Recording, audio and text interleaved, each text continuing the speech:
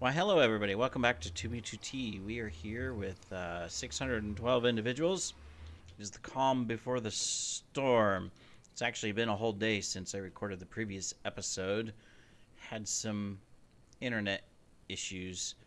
Uh, you can never be satisfied with internet providers or telecom providers in, this day. It's like, I don't know what it is. They're all the same. Doesn't matter what country you're in, where you're at, who you use. It's like they purposely design their systems and platforms for constant failure and customer dissatisfaction. I mean, I work in the BPO industry, so I'm very familiar with, the problems that customers encounter all over the place, you know, with their service providers. I used to be an agent, and then I was a trainer, training new agents, to take calls or answer emails or respond in chats, you name it. And, worked on multiple different types of clients and industries, telco being a big one. Hey, we found a pathway. And it doesn't matter how good the agents are. And I know that sometimes there's a lot of blame of like, people should hire better customer service representatives, blah, blah, blah, blah, blah. Trust me, that's not the problem. The problem is the companies themselves. I'm sorry to say it. They're greedy, and they are controlled by, I don't know, a bunch of old crones. I don't know what you want to say, what you would classify them as, but people that cannot adapt, people that cannot look at technology and create working solutions from today's technology, things that you see these kids do on their own that create these awesome apps and platforms and networks and all kinds of things. Um, it's like that talent doesn't exist in any of these big companies, these big telecoms and internet providers or things like that. And so their systems just they constantly fail. They are a failure of technology at its best. It's so sad, and it causes all these problems. And the agents, unfortunately, a lot of times they're powerless to fix half the problems because they're so restricted. They're not empowered to do so. All kinds of things. Because the bottom line is the only thing these companies care about is collecting money. Now I don't know why I went into that. That's not the problem I'm having. It's just, well, I don't know. Maybe it is. I mean, my bills are paid. That's not a problem. But the company that I have my internet provider with recently merged earlier this year with another company, another internet provider. Um, Ever since the merger, constant outages, and I have a good service. I pay a good amount of money for it, because I have on average almost a terabyte upload and a terabyte download. Um, at the same time, there's no difference in my upload and download speeds, and which I wanted because I play Minecraft. I'm on multiple accounts at multiple times. I play other games. I'm uploading videos, which are large files, into YouTube. All of that, right? And so I wanted service. Plus, I work from home, and I wanted to make sure that when I'm working from home, that I can work efficiently and productively, and I don't have any issues with whatever I need to accomplish. But it's been constant issues. And then here, just recently, the next phase of their merger is equipment changes, right? As usual. So a guy showed up about a couple weeks ago and brought a new modem, a new router, I should say, and installed it, but left my old one and said, "Well, it's on a different connection. The new system, your old one, you can keep it for now, but it'll probably stop working in about 3 months as we migrate systems, right?" It's like, all right, so changed over to the new modem and stuff, or the new router, which was fine because the one I've had for 3 years, so probably good for an update, anyways. No problems until the other night, and I lose my internet, and I start troubleshooting and all the basic stuff because I mean, if you don't know how to do basic troubleshooting, like turn it on and off and check the lights and that type of stuff, then you're not helping yourself. So, did all of that, nothing, and connected through chat, because it is one thing I appreciate is that they have a really simple chat program that exists on my existing app for chat that I use as a preference, which is called Viber. If you don't have it, doesn't matter where you are in the world, you should get Viber. It just allows you to text message to anyone else that has Viber, and it's free. No ads or anything like that. And it just uses your data, so there's no message charges or anything like that. It just uses internet. So if you're connected to the Wi-Fi, or whatever, then you're never paying for anything. And you can send images and videos, and you can do calls and conferences and everything. I mean, it's a really cool platform. not paid to advertise. But it works really well. So, but anyways, the company has a group chat where you can reach out on that platform and get help. And so I did, and they do basic troubleshooting. There's no outages in your area. Blah blah blah blah. We're doing some upgrades that might have something to do with it, whatever. But my old router was still here, and it's on a separate fiber optic cable that comes into the apartment, and so I connected an instant internet, had internet just fine. So the old one's working, but the new one's not, which tells me it's not a me problem. It's a problem with the new system under the merger, because that's why there's a new cable, is because they are migrating, and they didn't just use the old cable. Fortunately, the old one still works, so that was great. I got internet, but it's like, still don't have internet on the new one. They're going to send someone out to check it, so it's hard to explain to the agent, though. It's not the agent's fault, but it's like, okay, so I have two routers. One is the original one, for the company that I've had for years. The other, and it's working fine. The other one is the new one that was installed a couple weeks ago because of your merger with the other company and your network migration, and it's the one that stopped working. And it's like, well, why do you have two? It's like, I don't know, your guy came out and set it up like that. He didn't take it, which I'm thankful for, because it means I still have internet. Whereas if he had taken it, I wouldn't have any internet and wouldn't be recording this episode right now. Anyways, I doubt anybody's going to make it here right away. One, it's a weekend. And two, there's a super typhoon. And a typhoon is a hurricane for you Westerners. Coming in. It's a Category 5 if you want to classify it as a hurricane. And Manila, Philippines, where I'm at, typically doesn't get hit directly with typhoons. Usually they're to the south or to the north of us in the provinces. But this one seems to be beelining right towards us. It's supposed to come tomorrow, hit ground tomorrow, and then last a day as it pushes through, and it keeps getting stronger and stronger and stronger. And so, everybody's getting ready for this super typhoon. So I'm expecting might have a power outage or something. Hopefully not. I mean, I'm in the city, but things happen. And unfortunately, most infrastructure, here is above ground. It's not below ground. In some of the new areas, it's below ground. Power and phone and internet cables and all of that is underground.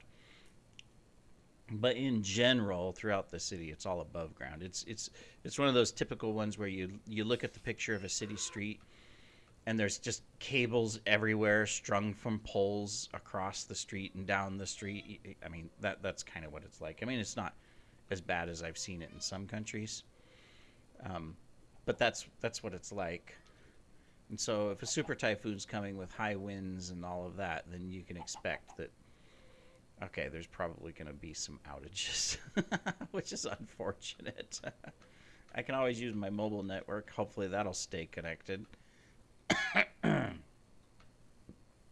But who knows? We'll see. For now, we are adventuring.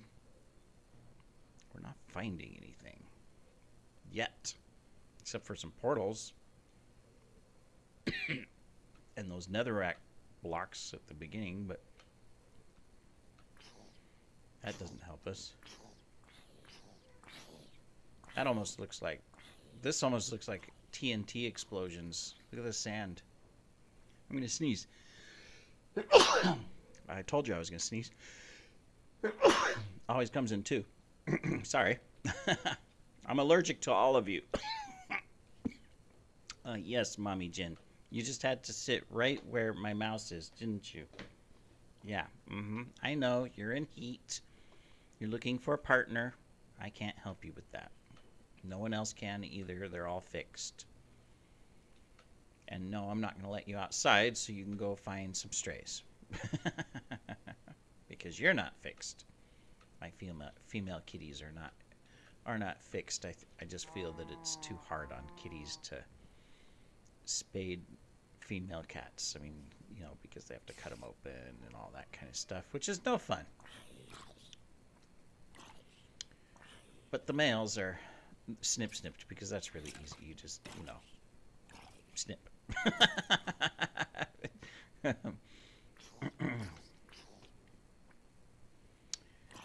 All right. Got some obsidian. This looks like a portal, but it doesn't. It's not registering. But it's just a tower of obsidian. So many mobs. And so I can't move my mouse a whole lot. Kitty in way. Jin, you're gonna get me killed by mobs. By skellies and creepers and zombies. Don't you care for me? Don't you care, Jin? Okay, well, that was a failure. This is another one of these mountains. You know, the last episode and this episode, there's been a lot of... Oh, see, I didn't want to climb that anyways. I would have just had to come right back down. There's been a lot of this terrain that is annoying to travel on foot. I know. Alright, you know, I still have... Oh, there we go. Alright. I know. I don't use it as much because I'd have to repair it, and I don't have XP bottles. So that means I've got to kill mobs or something.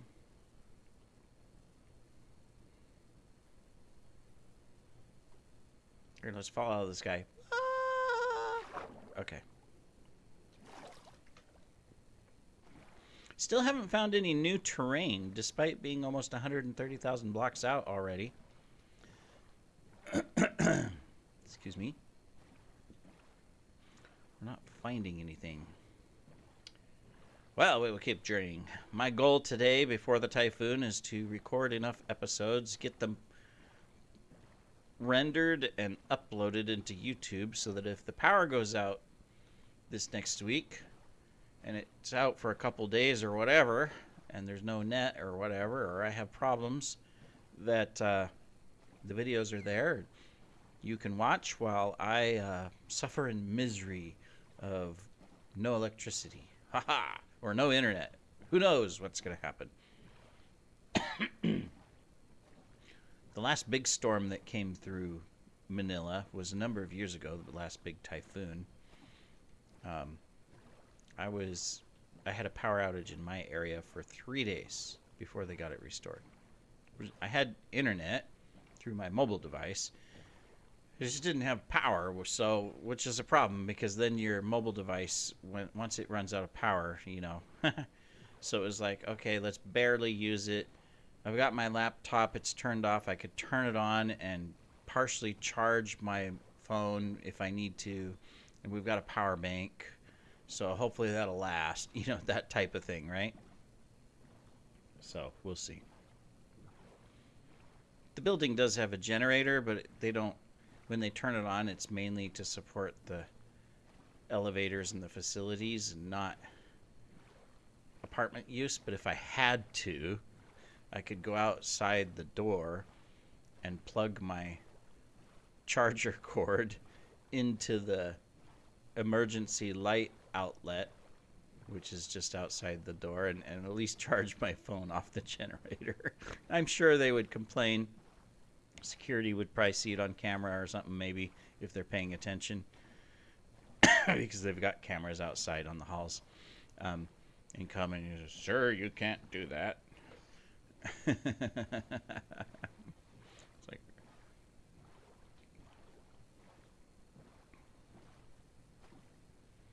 I'm not in one of the fancy high rises that just has a generator, backup generator power for all the apartments and full use and everything, so,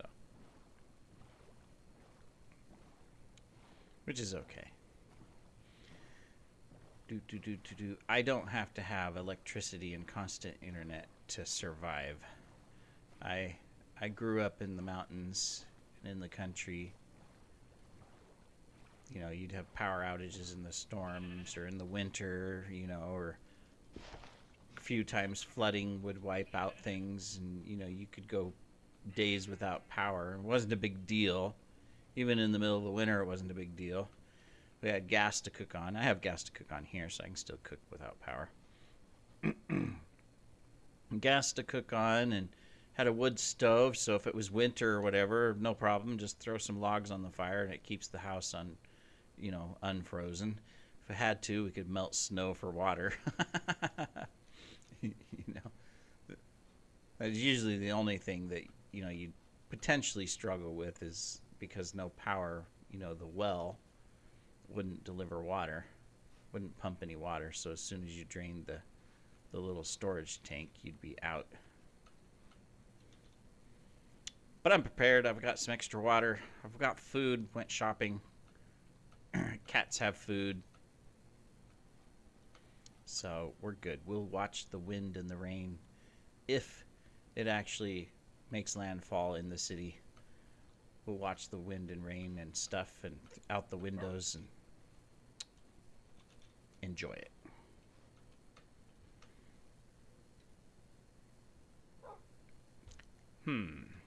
Let's see here.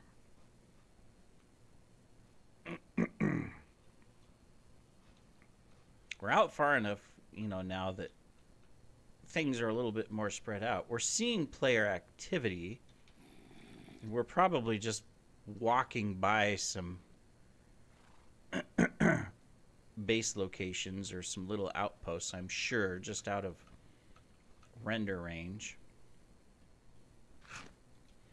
What is my render? Oh, oops, let's move. I don't know if I've turned my render range back up. The server a couple of weeks ago, the server was just struggling. And of course, it wasn't just 2B2T, it was Minecraft in general. There was a lot of DDoS attacks going on at a global level or whatever. And I had to, in order to connect, I had to reduce my render rate down to like two chunks. You know, obviously this is more than 2 chunks, but I don't know if I ever restored it. I've got it at 25. I didn't restore it all the way back up. I probably got the quality still on. I got this on fancy and that's on fabulous. I changed the graphics back, but I didn't change the render distance back. There you go. Not that that's going to change me seeing a base or anything, because it still should show up with the map, but I can see farther now.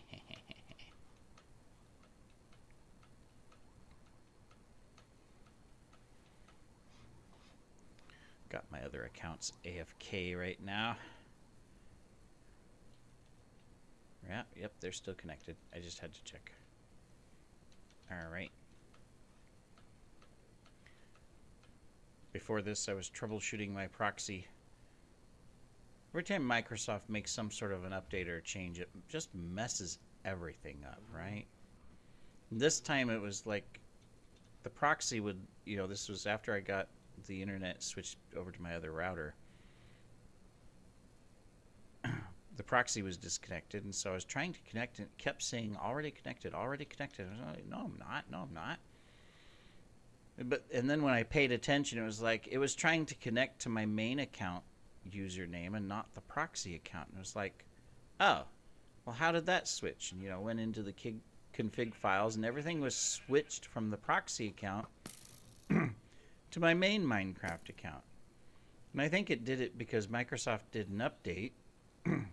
And on the main account, when I had logged in, I switched over because they had you had to agree to new terms, the wonderful Microsoft garbage.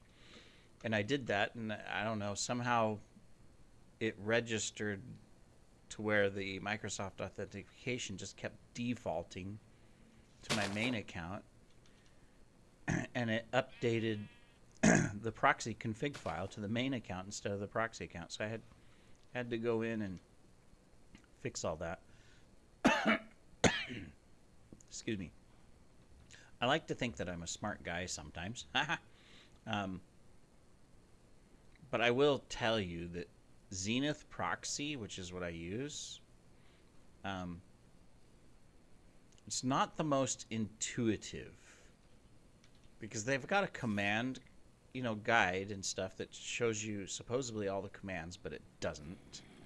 There's no real tutorials. There's one video that shows you how to set it up on a Linux system, but there's no real videos of fully setting it up like you would expect, especially with how many people use it, because a lot of people use it, especially on 2B2T. I know there's other proxy programs too, but Zenith is a very popular one. And I don't know, it took me forever to find the right command lines to type in to update the silly login. And then after I got it all updated, it still wouldn't connect. It still kept trying to default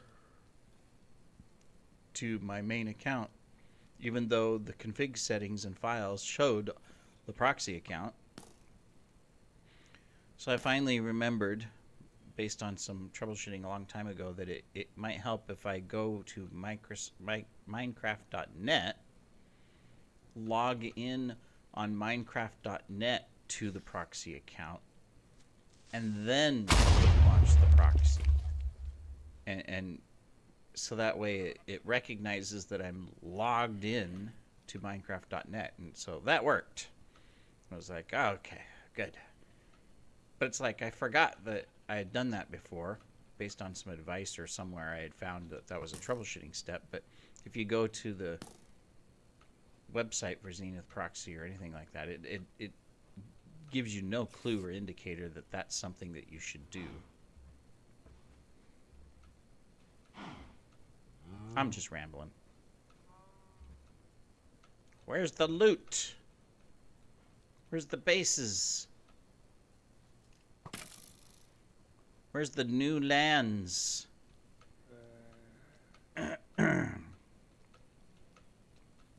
We're stuck in this 1.12 loaded chunks, but we're not finding anything.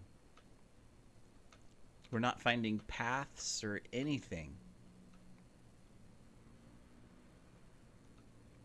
Yet.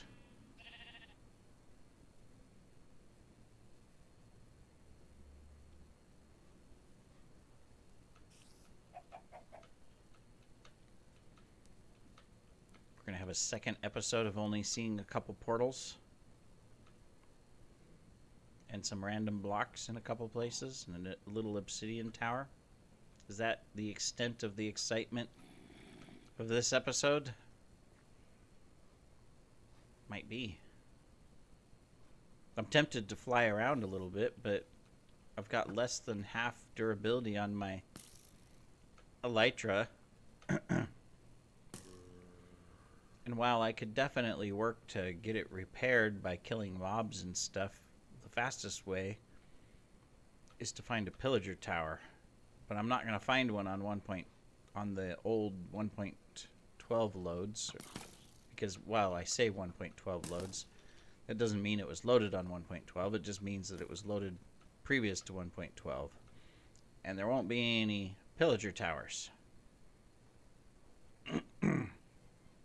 I guess I could find a spawner underground and just whack away at a couple skeletons or zombies as they spawn. But the pillagers are definitely a lot faster to get just a quick repair done.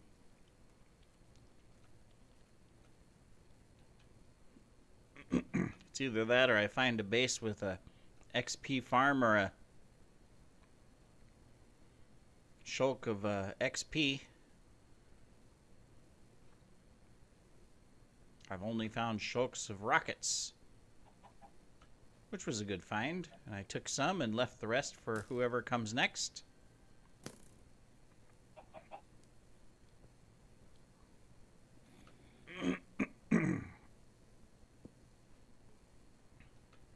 Need to make the rounds to my bases. I've got all my accounts at my main base right now. I need to pop over to the farm base, make sure it's doing okay. And then pop over to the anniversary base, make sure it's okay. At one point, the anniversary base will probably be found and whatnot, because it's the most easy to find, being closer to spawn. It doesn't have anything there that's, massive vital. Sure, there's probably maybe a 2 dubs worth of shulks of building materials that's there, and some rockets and stuff, so that as people find it and they want to build and stuff. And I've been inviting people too. I know a few more people have made it out there, but I don't know if they've built anything. And I still want to build a few things there too, off and on, if it's, as long as it lasts. I mean, it was an anniversary base, kind of a Halloween base. We might as well turn it into a Christmas base. I mean, why not, right? As long as it's there.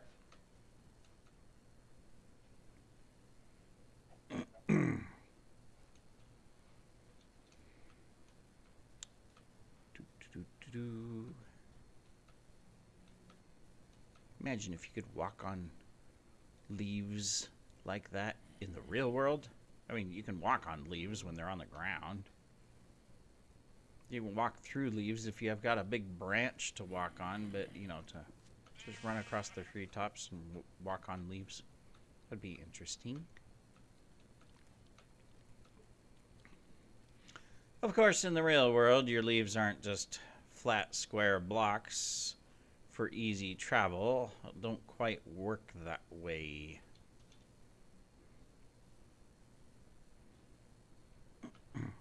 Hey, we got a path. I didn't even notice. There's an updated path here. I just looked up at my map and go, oh, hey, we came across a path.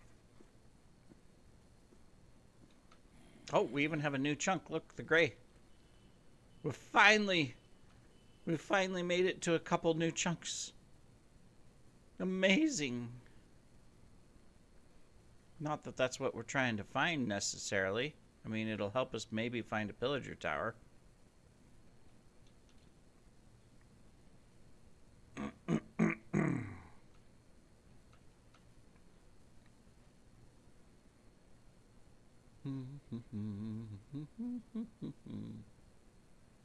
Now we're going to have choices, which directions to go. I don't want to go out east a whole lot more.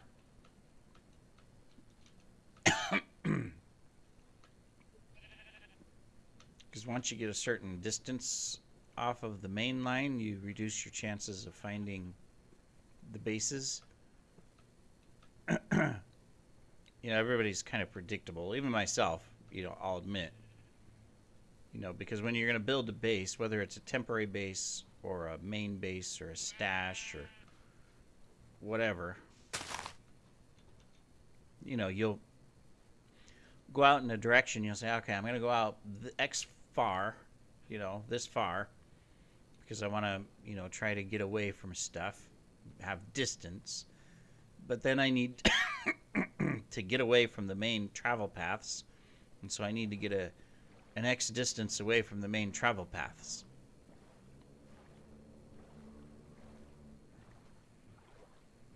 Well, we have a portal and some cobble, but no base. Another portal. Another portal. Definitely this was a spot that some people were checking out.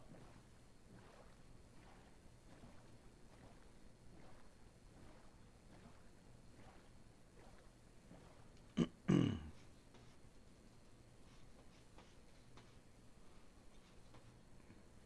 kitty has fallen asleep and taken up most of the space. Someone's already checked the little treasure chest. Here, I'll add an arrow, some sticks, a mushroom. There we go. We found something.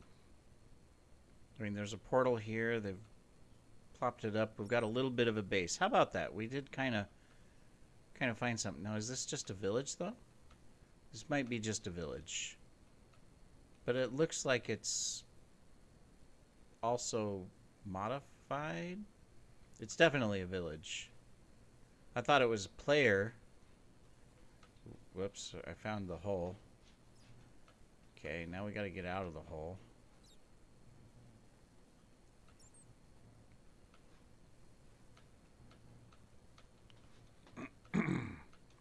It looks like it's modified a little bit. Maybe it's just the chunk-loaded stuff. We haven't set a bed in a long time. Maybe we'll set a bed here. I'd hate to die and be 10,000 blocks away, or not 10,000, be 100,000 blocks away from getting back to my stuff.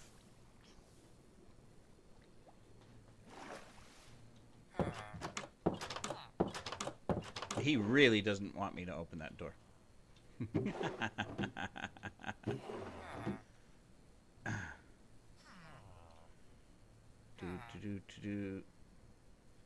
Yeah, I thought it was like a player built base, but it's not. It's just a really messed up town. Here, we'll set our spawn point anyways. We haven't left a banner or a sign in a long time.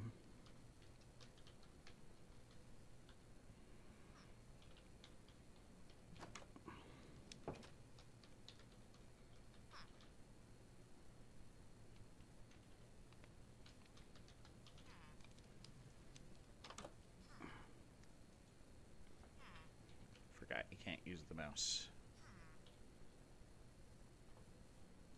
There we go. Cool. My arm's getting tired. All right, well, we're 30 minutes in. A little over 30 minutes in. Found a temporary little hovel here. Poor village. Take the wool.